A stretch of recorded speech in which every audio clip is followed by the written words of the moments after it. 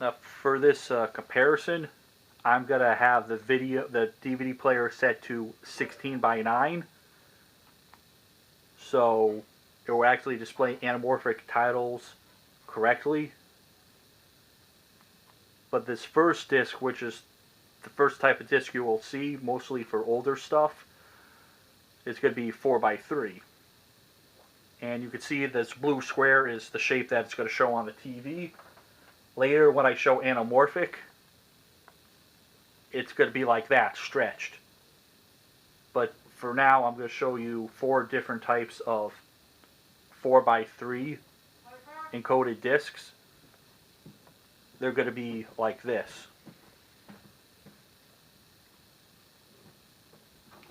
So this is a 4 by 3 disc with 4 by 3 content on it. You're going to have the square image like this, which is how the original shape it was broadcast in, because the older TVs were square. On a modern HD widescreen, you could have the black bars on the side to keep the original shape. If you're one of the barbarians that likes to stretch stuff, it would look like that and make everybody fat. But this is the proper aspect ratio that this is supposed to be. You'll find this for older TV shows or even older movies. But this is 4 by 3, and this is how you should watch Friends, not the widescreen version where they cut off the top and bottom and added more to the side, which was never meant to be seen. And this is the second type of DVD you'll get. It's what's people called Letterbox. It's encoded in 4 by 3, but has a widescreen picture. As far as the player is concerned, the black bars on the top and bottom are part of the image. So as far as the player is concerned, it's just like the Friends disc, a normal 4 by 3. It's just that black bars are part of the image, so it has no idea they're there. And the reason why that was done is either the publishers were lazy or they didn't think an anamorphic transfer was worth it, because you only really see this with older DVDs. And this is the third type of disc that you'll see. Again, this is done earlier in DVD's life. You don't really see these anymore. But this looks exactly like Type 2. It's a widescreen image, but it's encoded in 4 by 3 where the black bars on the top and bottom are part of the image. Again, the player has no idea the black bars on the top and bottom there, because as far as it's concerned, that's just video, that's dark. But this player has a flag that some players look for. There's a flag that says, oh, this is widescreen. This is what I call letterboxed widescreen flag. And some players look for that and automatically zoom it in. The cheap DVD player I'm using now does not look for that flag, so it just displays like a normal 4 by 3 disc. But some players do. The ones I know of which are Sony players, and I'll show you what that looks like on a Sony Blu-ray player. And here's the same scene, but on my Blu-ray player that actually looks for the flag that says it's letterbox widescreen and to zoom it in. Not every single disc that's letterbox widescreen has this flag. So you can see this, it just zooms it in, but if I were to put the Mario Brothers disc back in, you would see that it is still displaying in the letterbox widescreen as if it was a 4 by 3. So the black bars are part of the image, but there's no flag that tells it to zoom in. So those are 3 types of discs. This 4th disc I'm going to show you next isn't really a problem because it really shouldn't exist. This is the 4th type of disc you'll see. This is encoded in 4 by 3 with 4 by 3 content. Now this is a player that does not look for that flag to automatically zoom it in. As you can see, the menu, everything works. And I'll show you what some video looks like.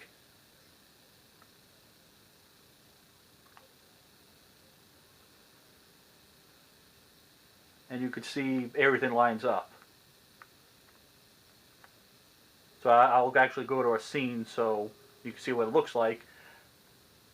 Pay attention to like the top and bottom of the screen. So you can see above the head, and then you could look down and see, you can see below the waist. Because when you actually see this on a player that looks for the flag, which this disc incorrectly has, you won't see that. It'll be cut off. Now, here's the disc on the Sony Blu-ray player that looks for the flag to zoom in the non-anamorphic widescreen DVDs. Now, as you may have already noticed, something's doesn't match up. The menu icons don't really fit where they're supposed to go because it's zoomed in. So let me pick scene selection, and you'll see that it's zoomed in and the menu icons don't appear.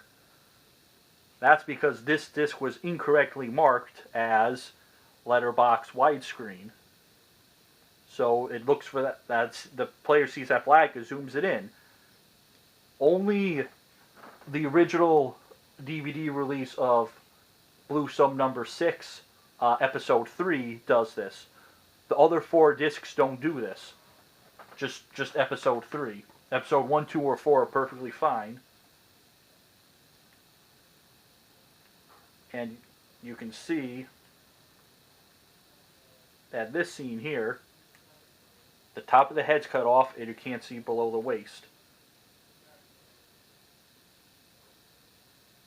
This would make the disc, to me, not watchable on this because it cuts off the top and bottom, and this is not the way it's supposed to look.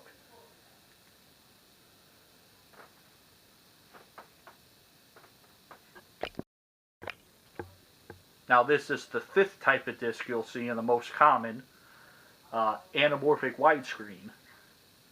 Now the way this gets it done is it basically has the video, the way anamorphic works is it has the video squished in 4:3, then later supposed to be stretched out by the TV, or in today's case the Blu-ray player.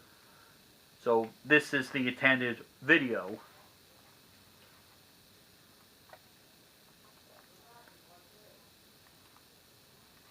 You see, everything looks nice, but if I put it to what it technically is on the disc, would be that, kind of squished. This is kind of how they got away with doing widescreen on DVD, and this is the most common you'll see, which is for probably 85 to 90% of all stuff you'll see would be anamorphic widescreen. You do have the older shows like Friends, Blue Sub number 6, a lot of older shows were 4:3, or older DVDs were like the Letterbox like I've shown before, but pretty much most things will be anamorphic widescreen like this. And you would have to make sure you have your DVD player set to widescreen to actually do this. Otherwise, it will add black bars to the top and bottom. Now, this is the 6th type of disc you'll see. Now, you may be noticing that the black bars on the side are a little bigger than normal. That's because this is an anamorphic widescreen disc, but it has 4:3 content, to where the black bars on the side of the image are actually part of the image, which is sadly becoming more and more common, because the Rugrats The Complete Series, the DVD sets like that, and as well as one of the Ninja Turtle sets. So let me actually put this over to widescreen And that's anamorphic widescreen. Now, if this was a 4x3 disc, like the Friends disc I showed you, the 4x3 content would fill up the whole screen. But since they didn't take the care to actually encode this in 4x3, they encoded it at widescreen. The black bars on the side are part of the image. So if you actually want to play this on an older TV, like this is from the 70s or 80s, if you want to actually watch it on a 1980s TV, or just a CRT in general, you're either going to get squished like this with black bars on the side, which would probably come in about here, or you're going to have it be with a window box with black bars on all the sides. And I just think this is lazy. Is why put black bars on something this old, especially when it only gets a DVD release. They probably just did an HD transfer and just called it a day when they threw it on the disc, because most people have a widescreen TV. But this is sadly how some 4x3 content's being treated today. Now, this is the 7th type of disc you would see, and realistically, you would never ever see this disc because it is a mistake. This is a cheap DVD I got from the Dollar Tree from Equibridge, the worst DVD publisher ever. But this disc is, well, one of these movies has a problem. This one title will pick Death Sentence. It is anamorphic, but it's incorrectly marked as anamorphic, which it really should be 4x3, because that's how the original DVD was, and that's how the movie was originally shot as a TV movie in 4x3. But one of the brain surgeons at Equibridge made Death Sentence anamorphic widescreen, which it really shouldn't. And the court scene will probably make it out a little bit better, but everything is stretched. The original DVD and the original broadcast back in the 70s or 80s, this was 4x3, and they have this marked as widescreen, which I've never really seen this as a problem other than this one disc. And if you actually go to the other movies Equibridge put on this, they're actually correct. This is 4x3 and it's encoded in 4x3. So I don't know why Equibridge messed up on just one title on their disc, but this is the 7th time to disc, which hopefully you'll never ever see, because the only time you would see that is if they don't know what they're doing. To recap the 7 types of discs I showed, you have the first type, which is 4x3 content encoded in 4x3. The second type of disc, widescreen content encoded 4x3, where the black bars on the top and bottom are part of the image. A disc encoded at 4x3 with widescreen content with a flag that tells some players to zoom it in, so it takes up the whole screen. A disc encoded in 4x3 with 4x3 content which incorrectly has the flag, which would tell some players to zoom in.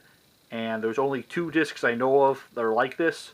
Blue Sub number 6, Episode 3 Hearts, and the original DVD release of the Blair Witch Project. And then the 5th disc, the most common, would be an anamorphic widescreen disc.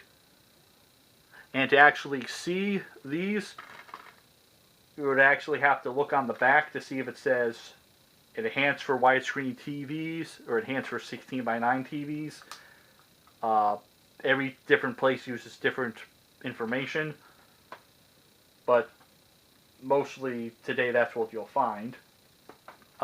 Disc 6, which is sadly becoming more popular, a disc encoded in 16 by 9 with 4 by 3 content, with black bars on the left and right, which are called Pillarboxing.